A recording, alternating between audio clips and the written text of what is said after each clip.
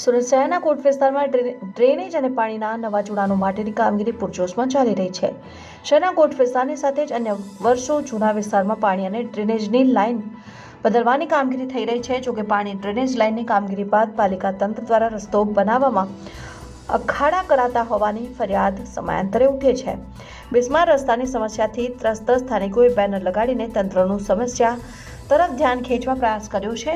સુરતના મૈતરપુરા સ્થિત ગોલે મંડી મોટી શેરીમાં લાગેલા બેનરોમાં હાલમાં જે ડ્રેનેજ અને પાણીના નવા જોડાણનું કામ થયું છે, તો હવે પછી મહોલ્લામાં થીંગડા મારવા ન આવવાનો ઉલ્લેખ કરાયો છે। સ્થાનિકોની ફરિયાદ પ્રમાણે ડ્રેનેજ અને પાણીના જોડાણની કામગીરી છેલ્લા ઘણા સમયથી ચાલી રહી છે।